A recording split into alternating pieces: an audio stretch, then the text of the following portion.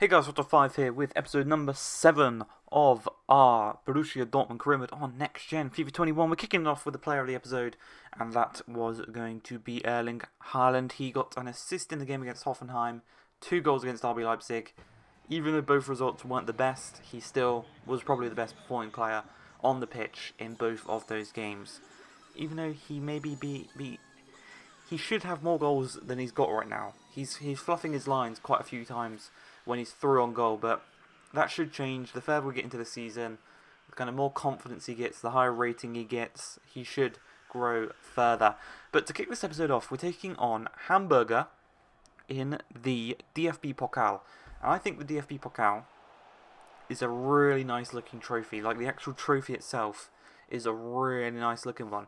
And obviously, with the fact that in the Bundesliga we're maybe slightly struggling, not performing as much as we should, or as well as we should, the DFB Pokal is a competition we really need to kind of step up and actually look to win in this first season. It's a great chance there by Dahoud, and it is deflected down, but Ulrich, the former Bayern Munich goalkeeper, can get to the ball there before Adeyemi, unfortunately for ourselves.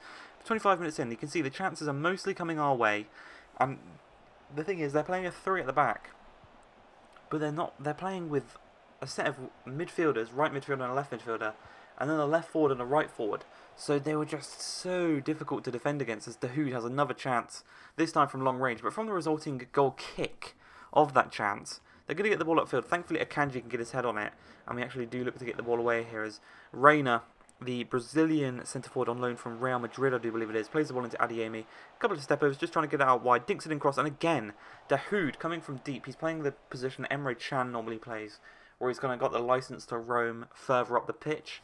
But that was really the best chances we've had this game, you know. Not really even on target. Not testing the goalkeeper as much as we should be.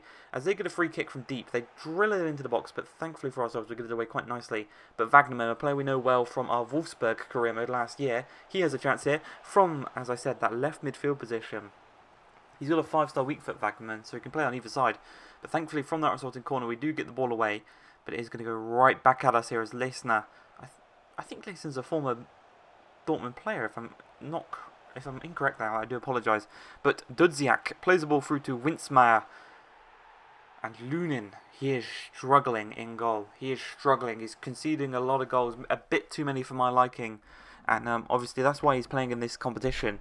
It's a competition where I would expect him to keep clean sheets as we take on some of the lower ranked teams in the Bundesliga 2 and Bundesliga 3. But for him to concede and put us 1-0 down in a game where we really should at least have one goal, our chances they haven't been the best. As Bellingham wins the ball back quite nicely, he plays it into Adeyemi, trying to put it across to Torgan Hazard. Again, just trying to get him fit, ready for his travel and move to Inter. I'm not going to hinder his performances and not let him play. We want to get his fitness up. We want him to succeed at Inter. But Jude Bellingham knocks the ball to Dahoud. Dahoud's probably been our best player this game, knocking it through to Perisic. Maybe a bit too straight, allowing the defender to get across and actually win the possession back there. A bit too easy for my liking, so maybe the pass wasn't the best there. But we do intercept this one with Tavares, our young Portuguese left-back. Charges down the field, you can see here. And he just stops, cuts inside, looks to maybe cross it. Instead he drills it across to Dahoud. 1 touch, 2 touch. He finally gets his goal at the 4th attempt, I do believe. He gets his goal. Hey, he can get the goals. He is definitely in contention for a first-team spot.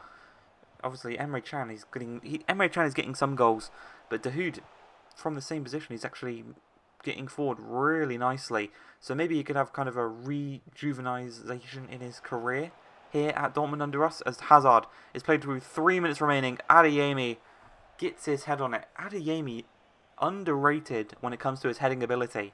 He can jump and get to the ball before his man quite nicely, actually.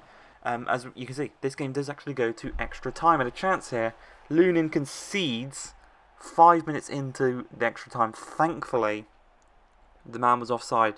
But I'm going to remember that. That Lunin conceded again in this game. As we're going to the 103rd minute, you can see we brought on some big names at this point. As Adeyemi knocks through Axel Witsel, and he sneaks in at that near post on his left foot. And it's another assist for Adeyemi. Adeyemi has got so many assists, and equally, he's got just as many goals. He's been really, really good. A brilliant pickup. I'd recommend him if you are in need of a young striker that you think wants to grow. Yeah, we picked him up on a very, very cheap fee. I think he's only got 12 months remaining on his contract as well, so you could probably get him for even cheaper. But that right there, I don't know how Lunin is not saving that.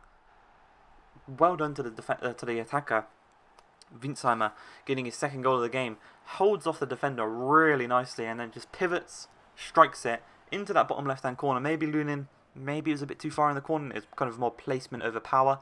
But Lunin's got to be doing better there. That's why Berkey's the first-team goalkeeper. And is probably going to be for the foreseeable future. Definitely until we maybe get our eyes on someone else. As you can see here, Tavares, he's absolutely knackered at this point, but he's still charging forward. There's 7 minutes remaining in this game. We do not want it to go to penalties. As Bellingham knocks through Torgan Hazard. And he repays me. You know, we play him. We don't have to play him. Obviously, he's moving in January. We don't have to play him. But he repays us for playing him. Paying for playing. Lunin's one lucky little man here. You can see that on his face there. 3-2. He's very, very fortunate, saving his blushes. As we do go through to the next round, we get the ball away here in this situation quite nicely. And it's a very, very entertaining game. You can see Lunin actually makes an absolutely incredible save in the dying seconds of the game. So he kind of redeems himself there as well, saving his own blushes, you could say. But yeah, he absolutely redeemed himself there. If he had let that in, we would have probably dropped in. We probably would have put Hitz as our rotational goalkeeper. But in this game, we're coming into the second and final game of the episode. We're taking on Union Berlin, who are the lowest scoring team in the Bundesliga with 5 goals so far this season. So a clean sheet is kind of also a necessity at this point. We can't let the lowest scoring Bundesliga team score against us to add to their tally. We just can't. We cannot let it happen. You can see by the team, we've got the 2 English wingers in Hudson-Odoi and Jadon Sancho. We've got Erling Haaland up top. And I can only apologise for this. I changed the kits myself, so I put white kits on. We're also playing with a white ball, which was automatically there. I didn't change that. And yeah, it's the snow, so you can hardly see the ball. Sometimes you can hardly see the players. Just a kind of mixture of bad things. And to make it even worse, 20 minutes into the game, we do concede to the lowest scoring team in the Bundesliga, putting ourselves 1-0 down.